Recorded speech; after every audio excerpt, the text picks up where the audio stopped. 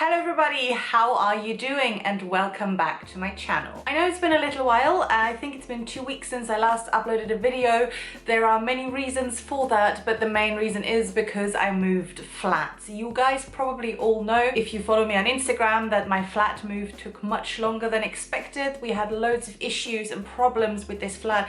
We are still not done. This is the most, acceptable area in the flat for me to shoot a video at the moment. So instead of doing a final flat tour, I thought today I'd tell you the story of everything that went wrong, hopefully for you to not make the same mistakes and be a bit more firm when you're moving flats in London. So when we decided to leave Camden, which is where we lived before, we thought it was a good idea. We thought, let's, move to a new area, let's move to a bigger flat, let's experience a new area in London. It will be fine. We're gonna, have loads of fun. And obviously I made 2 videos about finding a flat. So we did a huge flat search. We viewed loads of flats and we found this one that we thought was perfect. We signed the contract. We asked the people, to do the necessary repairs before we move in. We asked the people to paint the flat before we move in.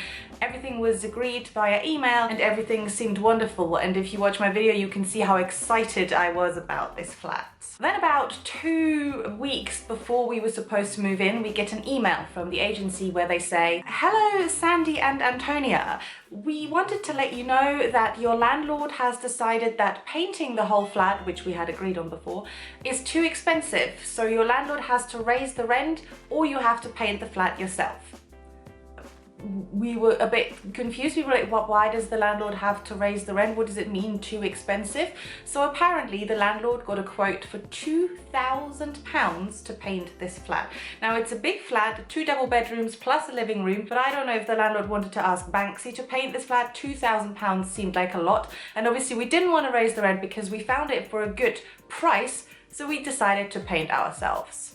Obviously, we're being 2 German girls, independent, living abroad. Obviously, we can paint ourselves, and we agreed to get the keys 4 days before official move-in date to come here and paint. So far, so good. We hadn't seen the flat in about 2 months. We were very excited to come and paint, finally see it empty and ready. And we got paid the material by the landlord, at least that. Let's say it was very little money, so we had to be very, very careful with our money, but we just about managed to buy everything ourselves.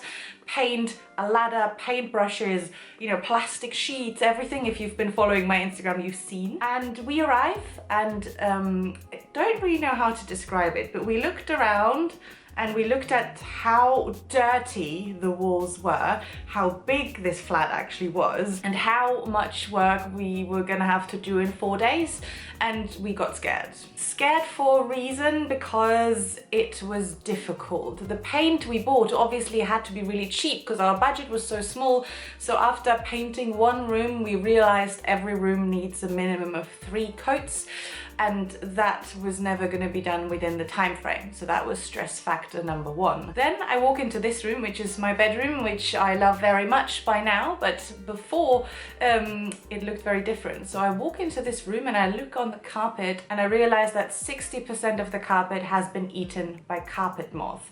I'm not gonna lie when I say it was the most disgusting carpet I have ever seen. All the fabric was gone, there was only the plastic layering, there was dead moths, there was moth eggs, there was everything. And the more we look, the more we realize dead moths, moth eggs all over the flat. There's 3 rooms with carpets, gross, disgusting, moths everywhere. Now you're gonna ask, Sandy, why didn't you see that when you viewed the flat? We didn't, for one simple reason, because they were underneath the furniture. So there was a bed here before. This is obviously my bed, but the person who lived here before had another bed. They were living underneath. I don't know how they didn't notice, but the moths were underneath. There is a chest of drawers there. Moths were living underneath. Same in the living room. It was effectively hidden from us when we viewed the flat. So this is a learning point for you guys. If you view a flat, try and look underneath, behind the furniture to avoid a shock like that. I really hate insects and moths and I really love all my clothes, so I got really panicked, and together with realizing we're not going to be able to paint the flat in time and having moths and eaten disgusting carpet everywhere, we got quite stressed and we didn't really know what to do. So that was the first kind of few days. We still painted. We obviously complained about the carpet straight away in hope that it would be replaced before we move in. Remember, it was 4 days until move in. In addition to that, we then obviously, you know, check out the other facilities in the flat. We realized that the toilet roll holder is falling out of the wall. We realized that the hob is not fixed. Only 3 out of 4 hob round bits are working. We realized that in Antonia's bedroom, the window doesn't close, so she has to sleep with a draft. We realized that the bathroom door doesn't lock. We realized that in my room here, the handle almost falls off the door every time you close it. We realized that the kitchen door only locks from the outside, so you can lock yourself in from the inside and you'll never get out. There's a whole long list that we realized all in the first few days before we even move in. So imagine that feeling, you know, how excited I was, and then everything just fell apart. But we kind of stayed positive, and we, like I said, we put a list forward to the agency. We hoped that everything would be fixed before we move in. So we paint a little bit, you know, we give the keys back, nothing happens. We send a few emails. We don't really know, is there going to be new carpet? Is there not? Can we bring in our furniture and our boxes? Wouldn't it be better to replace the carpet before we bring our stuff? And there was a lot of back and forth and no real decision, and a lot of, you know, fake emails from the agents, not fake, but, you know, emails without actual really movement or content from the agency. So what we could do is bring our furniture and our boxes here, because it was move-in date, and obviously we had to move in out of our flat in Camden. So we came here, the moths were still there, the carpet was still disgusting, and we came with all our stuff. We came with, you know, my bed, this is my bed, like my mattress, loads of boxes, you know, everywhere. And as much as we didn't want to, we had to put everything on the carpet. Obviously, I didn't want to build my bed. Obviously, I didn't even want to sleep in this room. And obviously, I didn't really want to walk around barefoot. And it was all really disgusting, and it really stressed us out, because we then had to pretty much, you know, live in this disgusting flat, out of boxes, you know, sleeping on the floor, because why would I build my bed if a new carpet is potentially still gonna come? Still painting, so still paint everywhere, because obviously we weren't done. And this is how we had to live for, I'm not joking, 2 weeks. So I know, you know, I'm complaining, you know, at a level that obviously, yes, I have a flat and it's all fine-ish now, and you know, I don't want to sound like a spoiled girl. It's like, oh my god, my flat. But it was, you know, quite stressful, let's put it like that. So yeah, 2 weeks, nothing happens. Loads of anger, loads of angry phone calls and emails, until we finally get an email that says, hey, Sandy and Antonia, new carpets are gonna come next week, Tuesday. Bear in mind, this is 3 weeks after we'd moved in. I've been, like I said, you know, sleeping on the floor, living out of boxes, because I didn't really want to unpack anything because it was so disgusting. Finally, okay, new carpets, it's all gonna be fine. You know, it's gonna work out. We're gonna finally be able to move in. Yay. So on Tuesday morning, I get up really early. I get up at 6 to, you know, pack everything that we kind of had unpacked back. It wasn't too much, but, you know, put all the boxes in the kitchen and bathroom so that it was basically free for them to, you know, move around in here. I put the mattress this way. I put all the stuff from the bed in the kitchen. I clean everything. I make everything ready. I go to work. Apparently the carpenters have a key, so all fine, and I'm really excited. Antonia's actually on holiday by that point, so I'm the one, you know, holding the fort. I spend all day at work feeling so excited about finally getting the carpets, and I come home from work and I like walk up the stairs to the flat, and there's no rubbish anywhere, there's no dust, no nothing. And I'm thinking to myself, they must have carried 3 massive moth-eaten carpets out of the flat and moved 3 new ones in. Why is there no mess? And the moment I'm thinking this, I'm realizing probably nothing happened. I open the door, nothing happens, and nothing happened. And after 3 weeks of living like this, and then coming into a flat with all this excitement, nothing is done, I'm sure you can imagine how I felt. It was very unhappy. So I sent a really angry email to the agency, but obviously it was too late. It was after working hours, so there was nothing I could do. The next morning I call them and they say, yes, what is it? And I'm like, what happened? Like, the carpets haven't been replaced. And the agency just says, oh, I don't know, let me call the carpet people.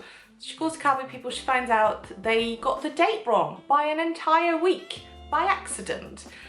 And for the purpose of this story, and to not make it longer than 15 minutes, there was a whole day of calls back and forth where I literally had to tell the agency how to handle customer service, and that it was on them to find a new carpet person to come ASAP and not next week. And that took every single negotiation skill that I have out of me, but I got there. They found another carpet person, because at first she was going to suggest to me to wait another week, and I was like, well, we've already waited 3 weeks. Well, how? But then they found another carpet person. They thought, you know, they literally saved our lives by that. It would have been normal to do that. They came, they replaced the carpets, and that's beautiful. Not to mention that the toilet roll holder, the hob, the window, the doors are still not fixed, but it's in the progress.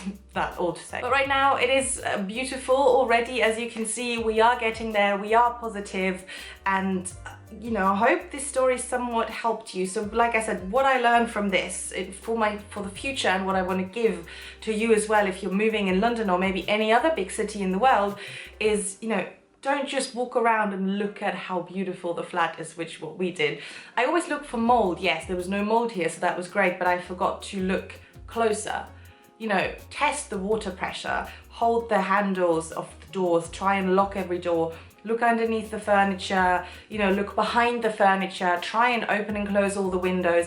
I know it sounds petty, but I wish we would have done it. And don't give up. You'll need loads of mental strength. You'll need a friend or a partner, whoever you're moving with, on your side, and hopefully in the end it will all be worth it. Right now what you can see, like I said, must hopefully look quite beautiful. The rest of the flat is not done yet. My kitchen is a little bit, but hopefully in a week or two there will be a flat tour.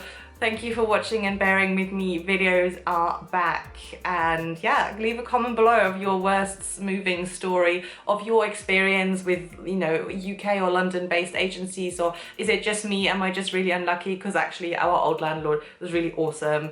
So yeah, I don't know. I'm looking forward to hearing your comments. Please don't forget to follow my Instagram, and I'll see you soon.